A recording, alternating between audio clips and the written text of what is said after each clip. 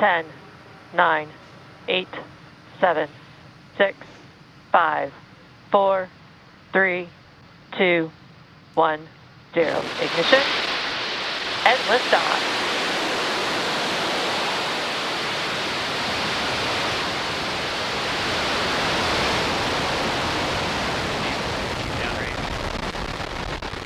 Chamber pictures, Tom.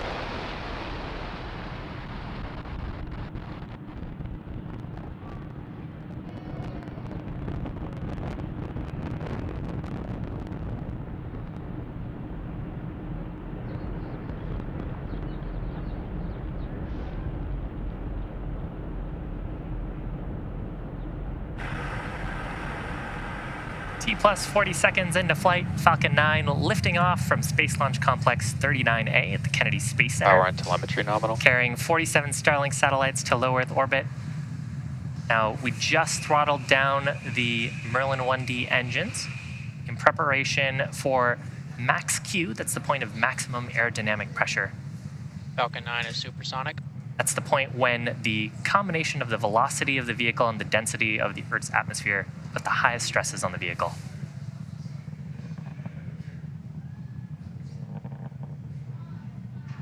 Max Q. So with that, we are through the point of maximum aerodynamic pressure. Stresses on the vehicle will continue to decrease as we continue up to orbit. We've got 3 events happening in quick succession. First of those will be main engine cutoff, or MECO, followed by stage separation, and then second engine start number 1, or SES1. Main engine cutoff is where all 9 of the Merlin 1D engines will shut down to slow down the vehicle in preparation for stage separation. That's where the first and second stages will separate using those pneumatic mechanisms in the interstage.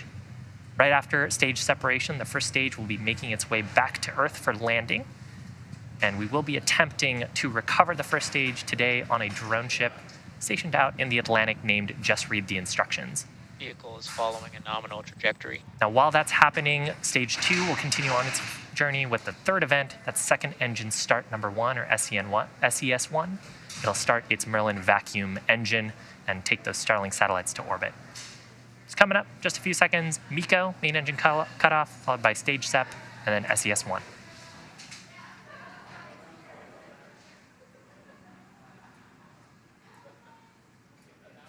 MECO. Stage separation confirmed.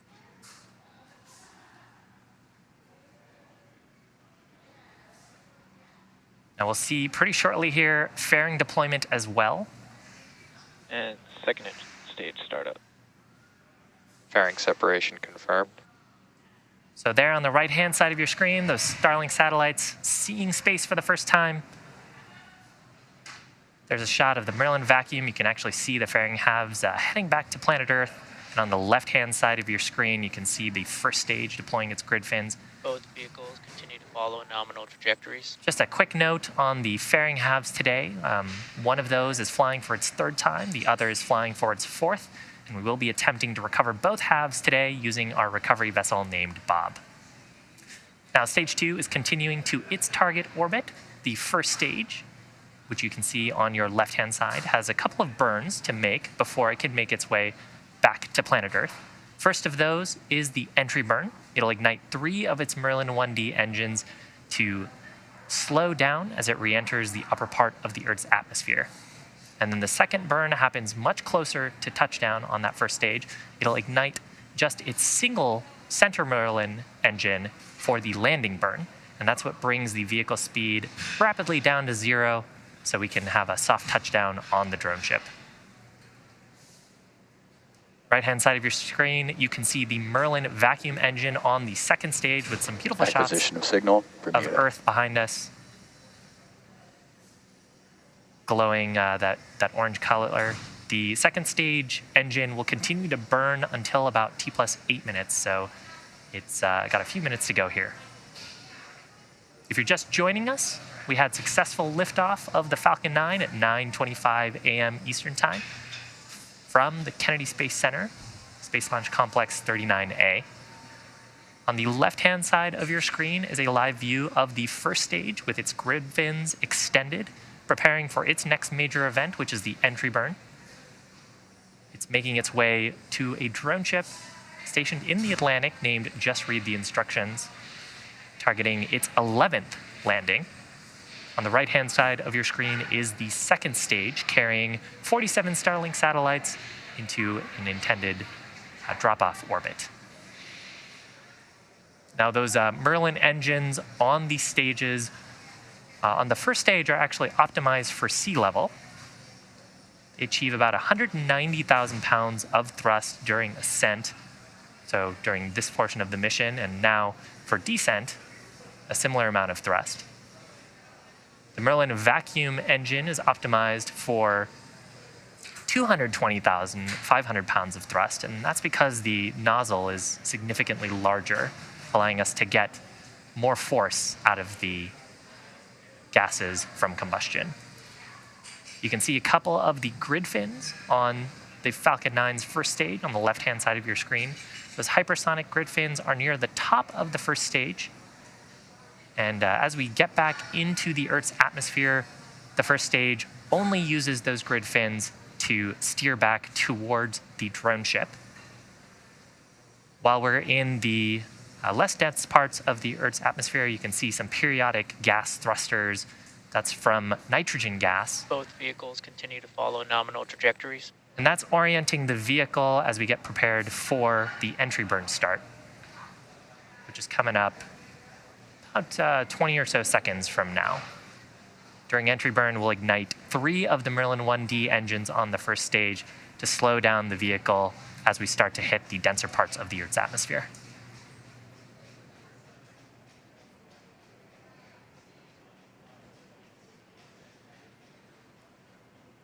Stage 1, entry burn, startup. Stage 1 FTS is safe. So confirmation of entry burn startup. Stage 2 FTS is safe. This burn lasting just about 20 seconds. You can see rapidly reducing the velocity of the first stage.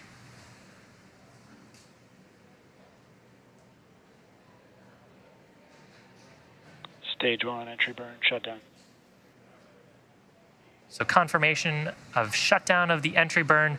From here, the grid fins are going to play a more and more important role as we enter into the thicker parts of the Earth's atmosphere. And as we flew through the exhaust plume from that entry burn, we actually deposited a layer of soot on the rocket. If you've followed our missions before, you know that soot on a first stage indicates that we've flown it before. That actually comes from the Rocket Propellant 1 kerosene combustion from Falcon 9's propellants. Rocket Propellant 1 is a carbon-based propellant, so as we burn it, it generates a little bit of soot, which is deposited onto the vehicle. Now, coming up about 20 seconds from now, we'll have landing burn on the first stage.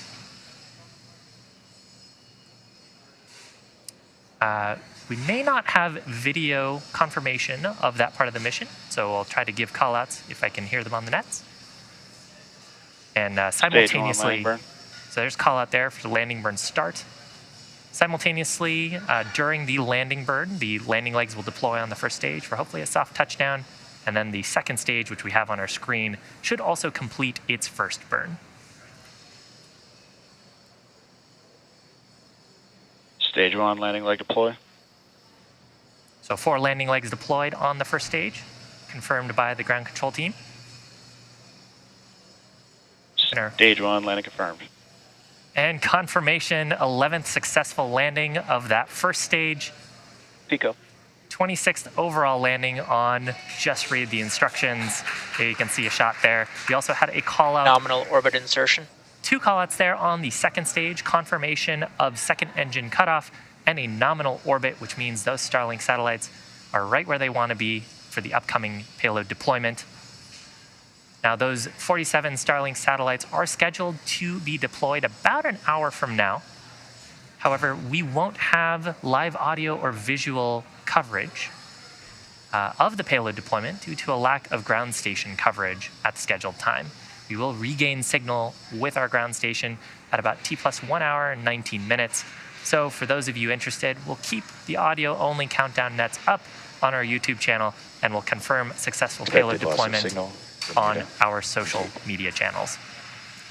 So with that and this awesome shot of the first stage, we're going to bring today's webcast coverage to a close.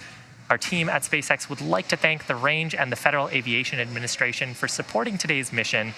We also want to take some time to thank our viewers and all of our Starlink customers for using our service at this time.